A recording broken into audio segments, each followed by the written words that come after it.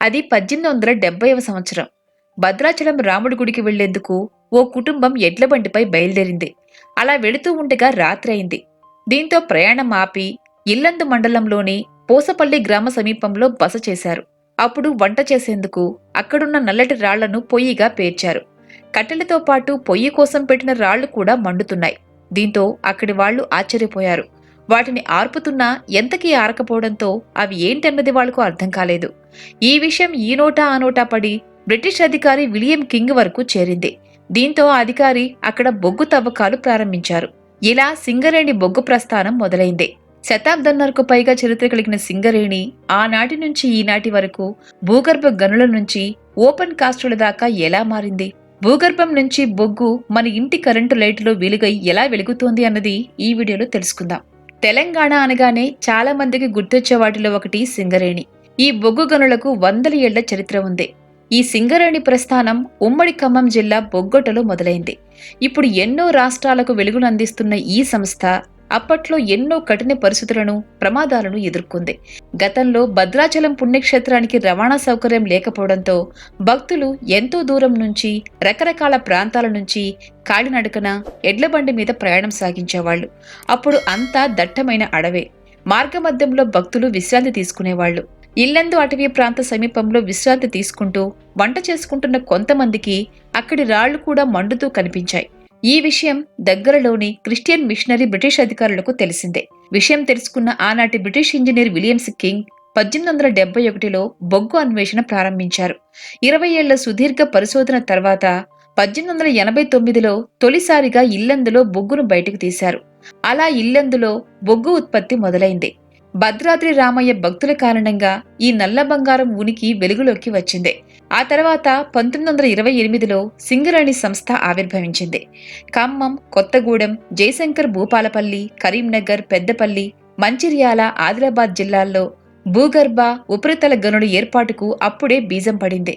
మొదటిగా దీనికి దక్కన్ కంపెనీ అని పేరు పెట్టారు. ఆ తర్వాత 1921లో దక్కన్ కంపెనీని మద్రాసుకు తరలించారు. దీనికే సింగరేణి కాలరీస్ కంపెనీ లిమిటెడ్ గా నామకరణం చేశారు.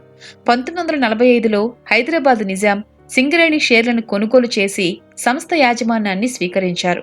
అప్పుడే సింగరేణి దేశంలో తొలి ప్రభుత్వ రంగ సంస్థగా గుర్తింపు పొందింది. స్వాతంత్ర్యం తర్వాత 1950లో సింగరేణి కాలరీస్ కంపెనీ లిమిటెడ్ రాష్ట్ర ప్రభుత్వ యాజమాన్యానికి వచ్చింది. 1960లో కేంద్ర ప్రభుత్వం కూడా భాగస్వామ్యంగా మారగా అప్పటి నుంచి కేంద్ర, రాష్ట్ర ప్రభుత్వాల ఉమ్మడి సంస్థగా కొనసాగుతోంది సింగరేణి. ప్రస్తుతం 11 ఏరియాల్లో వివిధ రకాల ఆధునిక టెక్నాలజీతో బొగ్గు ఉత్పత్తి చేస్తోంది కంపెనీ. ఉమ్మడి జిల్లాలైన ఖమ్మం, ఆదిలాబాద్, కరీంనగర్, వరంగల్ జిల్లాల్లో బొగ్గు విస్తరించి ఉంది. అలాగే ఆంధ్రప్రదేశ్లోని ఉభయ గోదావరి జిల్లాల్లో కూడా బొగ్గు వ్యాపించి ఉంది. తెలంగాణ, ఏపీ జిల్లాలన్నింటితో కలిపి 4,000 మిలియన్ టన్నులకు పైగా బొగ్గు నిల్వలు ఉన్నట్లు అంచనా వేశారు. సింగరేణి చేపట్టిన సర్వేలో 9,300 మిలియన్ టన్నుల బొగ్గు ఉన్నట్లు గుర్తించారు. అయితే ఈ 150 ఏళ్లలో సింగరేణి వెలికితీసిన బొగ్గు 2,400 మిలియన్ టన్నులు మాత్రమే. సింగరేణి చరిత్రలో మొదట 60 ఏళ్లు 60 మీటర్ల లోతు వరకే బొగ్గు తవ్వకాలు జరిగాయి. ప్రస్తుతం 700 మీటర్ల లోతు నుంచి బొగ్గు వెలికితీస్తున్నారు. బొగ్గు ఆధారంగా నడిచే విద్యుత్, సిమెంట్, ఎరువులు పరిశ్రమలు పుట్టుకొచ్చాయి. అలా సింగరేణి కాలరీస్ కంపెనీ 13 దశాబ్దాల మహోన్నత చరిత్రను తనలో దాచుకుంది. ఎప్పటికప్పుడు ఆధునిక టెక్నాలజీని అమలు చేస్తూ సింగరేణిలో 2018-19 నాటికి మొత్తం 48 గనులు ఉండగా వీటిలో 30 భూగర్భ గనులు, 18 ఓపెన్ కాస్టుల నుంచి బొగ్గు ఉత్పత్తి నిర్వహిస్తున్నారు. సింగరేణికి ఉన్న మరో ప్రత్యేకత ఏంటంటే దేశంలో అత్యాధునిక టెక్నాలజీని తొలిసారిగా అమలు జరిపిన కంపెనీగా దీనికి పేరుంది. ఇప్పుడు ఎన్నో రాష్ట్రాలకు వెలుగును అందిస్తున్న ఈ సంస్థ గతంలో ఎన్నో కఠిన పరిస్థితులు, ప్రమాదాలను ఎదుర్కొంది.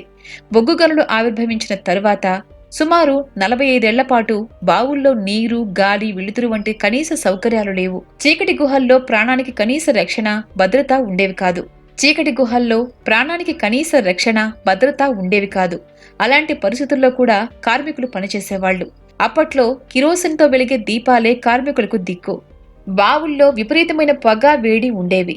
గాలి, వెలుతురు, నీరు ఉండేవి కాదు. బావుల్లో ఓటల ద్వారా వచ్చే నీటిని కార్మికులు తాగేవాళ్లు.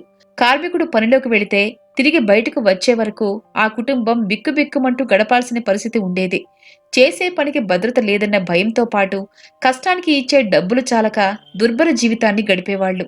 అప్పట్లో దినసరి కూలీ బేడ, అణాలు, పావలా ఉండేవి. కాంట్రాక్టర్ల దోపిడీ, దౌర్జన్యం నరకయాతనంగా ఉండేది. కార్మికులు పారిపోకుండా రైల్వే స్టేషన్ల వద్ద కాంట్రాక్టర్లు కాపలాగా ఉండేవాళ్లు. ఎవరైనా పారిపోయేందుకు ప్రయత్నించినా, ఎదురు తిరిగినా చిత్రహింసలు పెట్టేవాళ్లు. అయితే సింగరేణి ఉద్యోగం అంటే భయపడిన పరిస్థితుల నుంచి నేడు సింగరేణి కొలువు కోసం క్యూ కట్టే పరిస్థితి ఏర్పడింది. పెరిగిన సాంకేతిక పరిజ్ఞానంతో ప్రమాదాలు తగ్గుతూ వచ్చాయి. ప్రమాదాల నియంత్రణకు సంస్థ తీసుకుంటున్న చర్యలు ఫలించాయి. ఇక గతంలో తరచూ సమ్మెలతో కార్మికులకు వచ్చే వేతనాలు కూడా తక్కువగా ఉండేవి.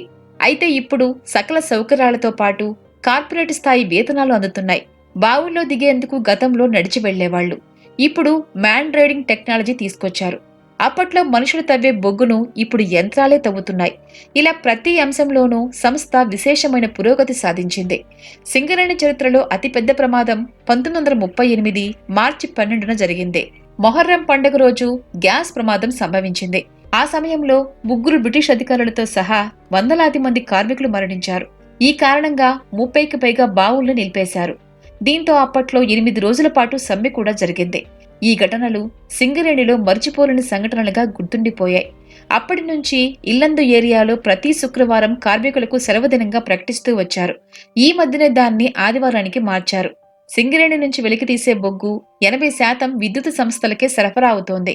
తెలంగాణలోని ట్రాన్స్కో, జెన్కోతో పాటు పొరుగున ఉన్న కర్ణాటక, మహారాష్ట్ర, ఆంధ్రప్రదేశ్లోని ప్రభుత్వ, ప్రైవేటు విద్యుత్ సంస్థలకు సింగరేణి బొగ్గు సరఫరా అవుతోంది.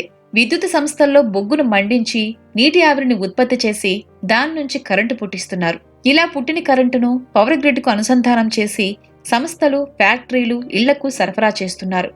ఇలా ప్రత్యక్షంగా, పరోక్షంగా ఎన్నో కుటుంబాలకు అండగా నిలుస్తున్న సింగరేణి నేడు తెలంగాణ రాష్ట్రానికి తలమానికంగా మారింది.